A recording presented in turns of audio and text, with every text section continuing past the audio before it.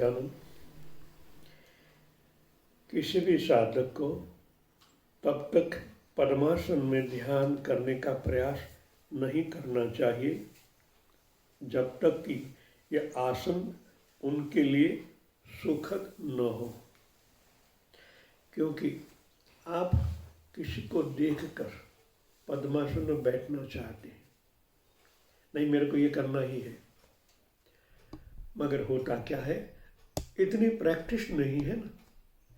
तो जैसे आप पद्मासन में ध्यान करने लगते हो तो आपका पाँव में दर्द होने लगता है। अभी आपकी स्नायु ग्रंथियां, कोश कोशिकाएं इनके लिए तैयार नहीं है। इसलिए अष्टांग योग में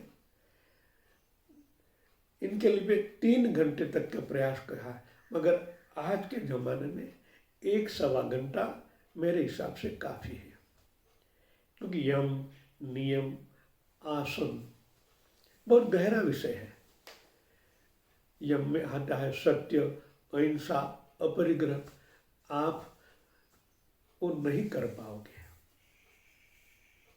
शुरुआत आसन से आगे करनी चाहिए। आसन सुखद होना चाहिए, जिस तरह आप सुखपूर्वक बैठ पाओ। शुरुआत वहाँ से ही करनी चाहिए। पद्मासन, सिद्धासन, ये कठोर आसन सिद्ध होने के बाद सुलभ है।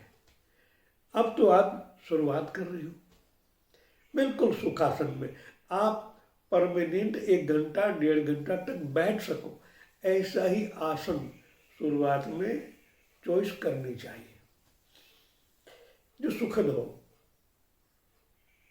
बिल्कुल पसली जमीन पर बैठ नहीं पाओगे, थोड़ा मृद आसन ले लो जो आप आराम से शांति से बैठ पाओ।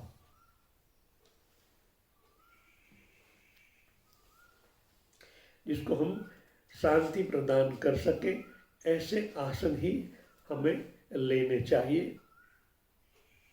जब योगी ऐसा करने में सक्षम हो जाता है तब वो पाता है कि मन और प्राण शक्ति जो सामने तो 3 निचले चक्रों में माध्यम से इंद्रियों तथा भौतिक वस्तु की ओर निर्देशित करते रहते हैं, हृदय चक्र की ओर मुड़ गए, तब वह आरोहण के द्वारा वहाँ तक पहुँचने का प्रयास करते हैं।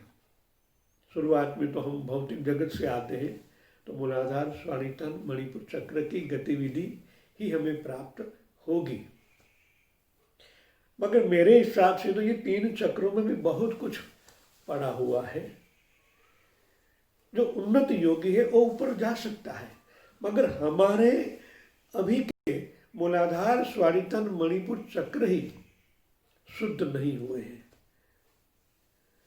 तो शुरुआत में प्रयास वही करना चाहिए। कोई अच्छे गुरु के पास जाने से आपकी ब्रह्मनाड़ी यानी सुषुम्ना नाड़ी खोल दी जाए, तभी आप प्रगाढ़ और स्पीड से, रॉकेट गति से आगे बढ़ पाओगे। वरना एक चक्र में इतनी ऊर्जाएं हैं, इतनी शक्तियां हैं, इतनी सिद्धियां हैं, साथ साथ में आपके पिछले जन्मों के संस्कार भी है। वो आपको भौतिक जगत की ओर खींचेंगे और जो सिद्धियां हैं वो आध्यात्मिक जगत को खींचेंगे। इसलिए कभी आपको प्रगाढ़ ध्यान लगता है, कभी नहीं लगता है। इनका यही एक कारण है कि आपकी अभी परमानेंट सुषुम्ना ब्रह्मनाड़ी नहीं खुली है। तो जैसे आपको ईडा या पिंगला में प्रवाह चलेगा तो आपको गर्मी का एहसास होगा, और गर्मी के स्पंदनाएं जागृत होने से आपको संसारिक भौतिक जगत की ओर ही आपको ले जाएगी। तो पिछले जन्म के संस्कार मूलाधार में पिछले 4 जन्मों के संस्कार हैं, सीधे आप उनके साथ जुड़ जाओगे।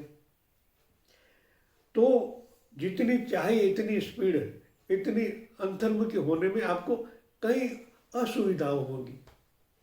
फिर मन चंचल कहेगा, अरे यार इनसे तो पहले वो ठीक था, पहले हम भक्ति कर रहे थे, भगवान का नाम स्मरण करते थे, वही ठीक है। ये तो ध्यान लगता ही नहीं है। ध्यान लगाना और ध्यान लग जाना में बहुत डिफरेंस है। आप अभी प्रयास कर रहे हो ध्यान लगाने का। जहाँ तक आपका मन चंचल है, वहाँ तक शांत नहीं होता, वहाँ तक ध्यान लग ही नहीं सकता। इसलिए उनके लिए आपको शुरुआत में मंत्र का सहारा लेना पड़ता है। एक सांस में एक मंत्र लेने से उनकी जो स्पंदनाएं जागृत होती है। सिद्ध योगी के द्वारा जब आपको शक्तिपात किया जाता है तो आपकी सुषुम्ना खुल जाती है। इनके बाद आप जब मंत्र का सहारा लेते हैं, वो स्पंदन आपको उद्मुखी कर लेता है। न ज़्यादा गर्मी बढ़ती है और स्पंदनाएं, प्राण तत्व की स्पंदनाएं आपको उद्मुखी ले जाती है। इसलिए धर्म और विज्ञान को जोड़कर चलना चाहिए, समझदारी के साथ। जय श्री